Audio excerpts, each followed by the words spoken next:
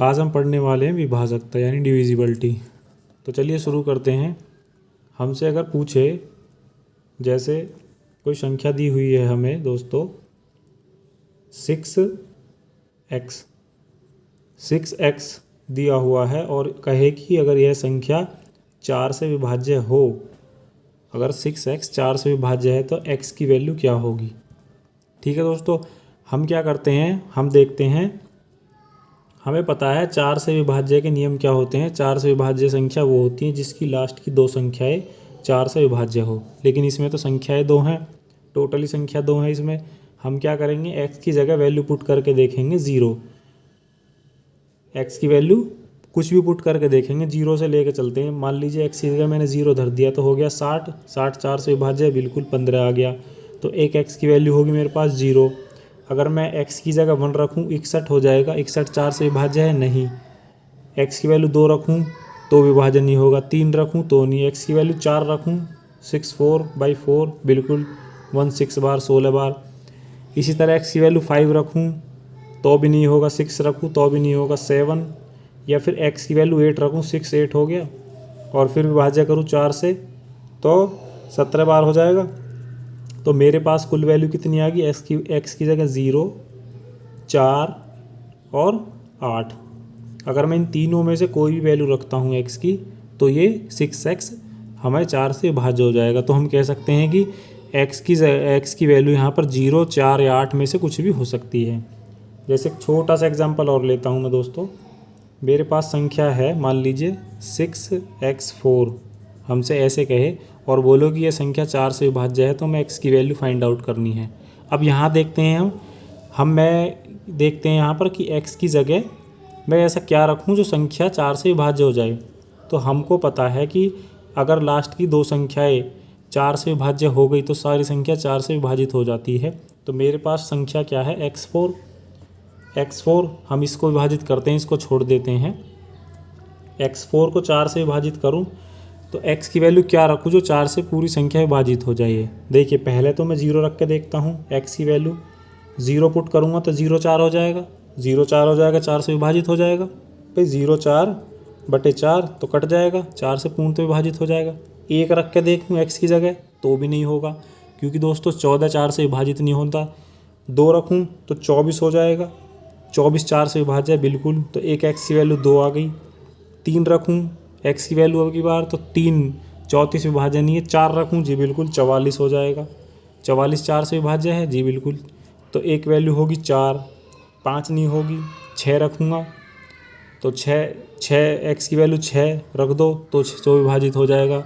7 रख दो नहीं होगा, 8 रख दो तो विभाजित हो जाएगा। तो इस सवाल में हमारे पास क्या हो जाएगा, अगर इस सवाल में मैं 6x4 में x की वैल्यू 0, 2, 4, 6, 8 कुछ भी रखूं तो ये हमारा जो है सवाल, जो हमारा क्वेश्चन है ये 4 से विभाज्य हो जाएगा, प्रश्न जो है। अब देखिए हम इसी के बेस पर कुछ सवाल करते हैं, आइए देखते हैं। सवाल में कह रहा है हमसे 54x और आगे 29y6 72 से विभाज्य है। तो हमसे पूछ रहा है 2x + 3y की वैल्यू बताइए। 2x + 3y की वैल्यू बताइए।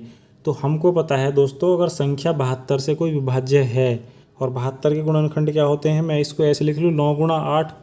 भाई जब 72 से विभाज्य है तो 9 से विभाज्य भी होगी और 8 से विभाज्य भी होगी। अगर यह संख्या 8 से विभाज्य है, मान लीजिए 8 से विभाज्य है, तो डिविजिबिलिटी के रूल क्या थे दोस्तों, आपको याद होगा कि किसी भी संख्या के लास्ट के 3 अंक अगर 8 से विभाज्य है, 3 अंक लास्ट के 8 से विभाज्य है तो पूरी संख्या 8 से विभाज्य होगी। तो यहाँ देखते हैं लास्ट के 3 अंक है मेरे पास 9y6। 9y6 को मैं 8 से विभाज्य करता हूँ, तो मैं यहाँ पर y की वैल्यू ऐसी क्या पुट करूँ कि यह संख्या जो है मेरी 8 से विभाज्य हो जाए। देखिए दोस्तों, अगर मैं y की जगह यहाँ 0 रखता हूँ, सबसे पहले 0 देखते हैं। y की जगह 0 रखूँ, मैं y की जगह 0 रखूँ तो संख्या हो जाएगी 9 0 6। 8 से विभाज्य करूँ, 8 एकम 8 1 0 10 हो गया। 8 एकम 8 2 6 बिल्कुल नहीं होगी विभाज्य। y की जगह 1 रखूँ दोस्तों, y की जगह 1 रखते हैं तो संख्या हो जाएगी 916। 916 को 8 से विभाजित करेंगे हम, क्या होगा 8 एकम 8 1 1 और 8 एकम 8, 3 6, नहीं होगा दोस्तों, ये भी 8 से विभाज्य है। y की जगह 2 रखूँ दोस्तों तो संख्या हो जाएगी 926/8। तो क्या होगा, 8 एकम 8, 12 बचा, 8 एकम 8, 4 6, ये भी नहीं होगी विभाज्य।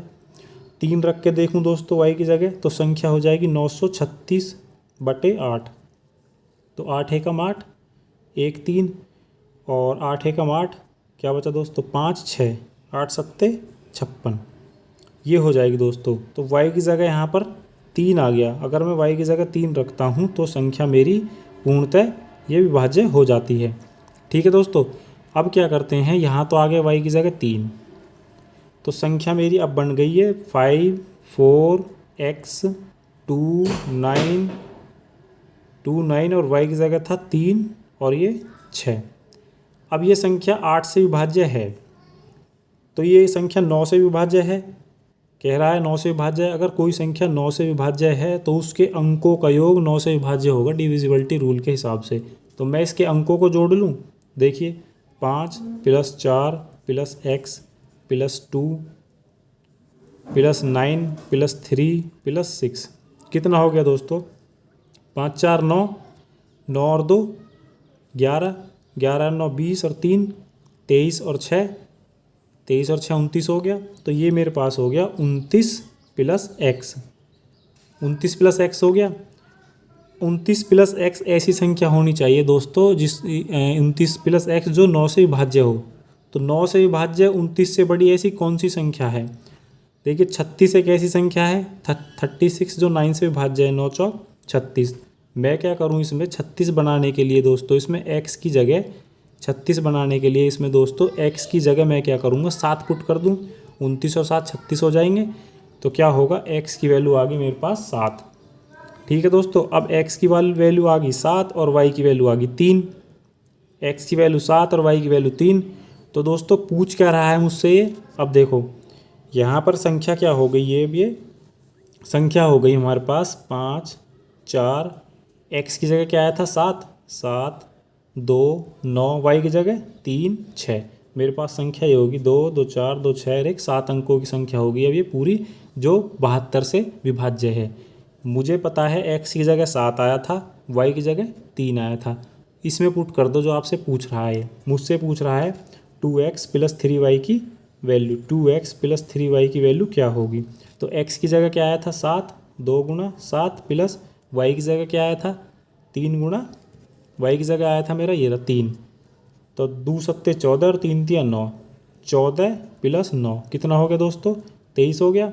14 6 20 3 23 इसका आंसर हो गया। ठीक है दोस्तों, अब देखिए दोस्तों सवाल क्या था मेरे पास, 54x 29y 6 72 से विभाज्य है। ठीक है दोस्तों, तो मैंने क्या किया था, 72 से विभाज्य है तो संख्या किससे, 9 × 8 यानी 9 से भी और 8 से दोनों से विभाज्य होगी संख्या। तो ऐसे सवालों के करने के लिए मैंने बताया था जो लास्ट की 3 अंक हैं वो हमारे 8 से विभाज्य होने चाहिए, तभी तो पूरी संख्या 8 से विभाज्य होगी। तो मैंने लिया था 9y 6 को 8 से विभाज्य करने के लिए, यहाँ पर मैंने y की वैल्यू 3 पुट करी थी, y की जगह 3 रखा था, तो संख्या मेरी 8 से विभाज्य हो गई थी। अगर मैं आगे चलना चाहूँ दोस्तों, y की जगह 4 रखूँ, देखिए y की जगह अगर मैं 4 रखता हूँ तो मेरे पास बन जाएगा 9 4 946 8 से विभाज्य है। 8 एकम 8 1 4 8 एकम, और ये 6 6 नहीं, ये भी नहीं होगा विभाज्य। मैं y की जगह 5 रखूँ तो मेरे पास संख्या बन जाएगी 956/8। 8 एकम 8 7 6 नहीं, ये भी नहीं होगी 8 से विभाज्य। 6 धरूँ तो नहीं होगी, 7 रख के देखता हूँ दोस्तों तो संख्या हो जाएगी 976/8।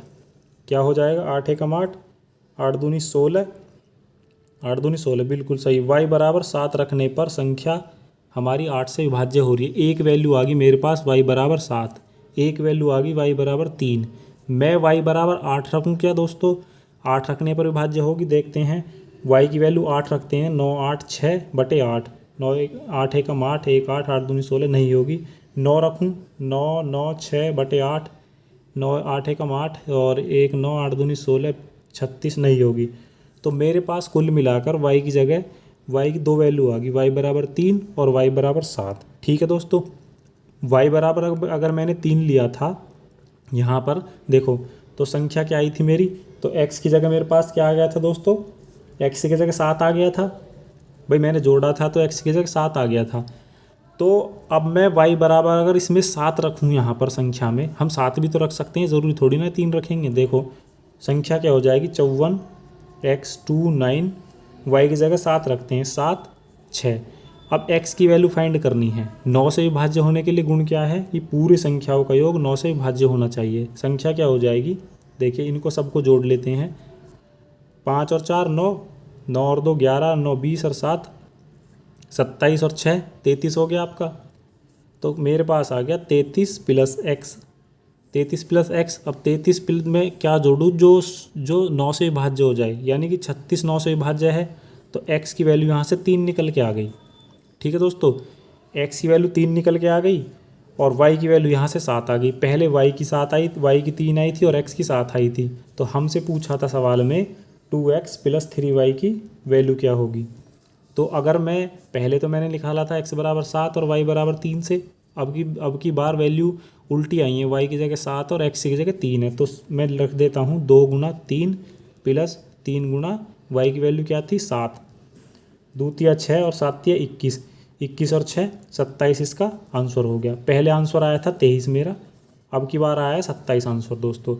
तो होता क्या है दोस्तों, ऐसे सवालों में जो भी आपको ऑप्शन उचित लगे, अगर इसमें 27 दे रखा है तो 27 आंसर होगा, 23 दे रखा है तो 23 आंसर होगा, जो भी आपको ऑप्शन में। लेकिन हम क्या करते हैं ऐसे सवालों को करने के लिए, जो भी पहली बार छोटी से छोटी वैल्यू रख के आंसर आता है हमारा, जैसे हमने यहाँ y बराबर 3 से हमारा सेटिस्फाइड हो गया था और x बराबर 7 से सेटिस्फाइड हो गया, तो हम पहले से ही कर देते हैं।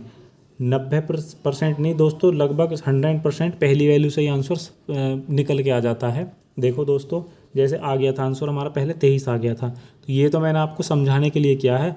ये भी सही है और ये भी सही है, दोनों सेटिस्फाइड हैं। लेकिन पहले वाला आंसर हमें ज़्यादातर ऑप्शन में देखने को मिलेगा, तो पहले वाला ही लगा देते हैं। एक और एग्जाम्पल के ज़रिए मैं आपको बताता हूँ, समझाता हूँ। एक और एग्जाम्पल लेते हैं इसका। ये कह रहा है हमसे 79x 0,0,0,0,1/6 88 से विभाज्य है, तो x प्लस वाई की वैल्यू ज्ञात कीजिए। CGL में क्वेश्चन आया था दोस्तों, ये CGL में। और कब आया था आपका, ये आया था 2019 में, 2019 में CGL में आया था क्वेश्चन ये। तो देखते हैं कैसे करते हैं इस क्वेश्चन को। ये क्वेश्चन को कैसे करते हैं, अगर ये संख्या 88 से विभाज्य है, देखिए 88 से विभाज्य है, तो 88 के फैक्टर क्या होंगे, 11 × 8, तो संख्या 11 से विभाजित होगी, वो 11 से विभाजित भी होगी और 8 से विभाजित भी होगी। 8 से विभाजित होने के लिए संख्या के लास्ट के 3 अंक जो है, यानी कि 1/6 जो है 8 से विभाज्य होना चाहिए दोस्तों। अगर यह 8 से विभाज्य है, अगर यह संख्या 8 से विभाज्य है, तो मेरे पास क्या होगा, y की वैल्यू पुट करते हैं। y की वैल्यू अगर मैं यहाँ पर देखते हैं 0 पुट करते हैं तो 106, क्या 106 8 से विभाज्य है, जी नहीं। 8 एकम 8 2 6, क्या y की जगह 1 रखूँ, 116 8 से विभाज्य है, 8 एकम 8 और 3 6 नहीं। 2 रखूँ तो 8 एकम 8 और आपका 4 6 नहीं। 3 रखते हैं तो ये हो जाएगी 136/8, 8 एकम 8 5 8 7 56, बिल्कुल सही। 17 8 136 होता है। तो y की वैल्यू मेरे पास यहाँ पर 3 आ गई, y की वैल्यू 3 आ गई दोस्तों। तो मैं क्या करता हूँ, यहाँ पर y की वैल्यू 3 पुट कर दूँ, तो मेरे पास संख्या हो जाएगी 79x 1 2 3 4 0 और 136। ये संख्या 8 से विभाज्य है। अब ये संख्या 11 से विभाज्य है, तो 11 से विभाज्य का रूल क्या था दोस्तों में हमारा, कि जितनी भी सम संख्याएँ हैं, यानी कि ये सम संख्याएँ हैं जितनी भी, ये जो सम संख्याएँ हैं हमारे पास, इनका और विषम संख्याओं विषम स्थानों पर जो संख्याएँ हैं, इनका अंतर जो है या तो 0 होना चाहिए, इन दोनों का अंतर या तो 0 होना चाहिए, 11 से विभाज्य होना चाहिए। मतलब कि देखो 7 plus x plus 0 plus 0 plus 3 minus 9 plus 0 plus 0 plus 1 plus 6। ये है दोस्तों सम और विषम का ले लिया मैंने। क्या करना क्या है, या तो इन दोनों का अंतर 0 आ जाओ, या फिर ये इनका अंतर 11 से विभाज्य हो। ठीक है, या तो 0 आ जाओ या 11 से विभाज्य हो। तो अब क्या देखते हैं हम, ये कितना होगा, 7 और 3 10 प्लस x माइनस ये कितना हो गया 9 और 1 10 6 16, ये हो गया 16 माइनस का 16।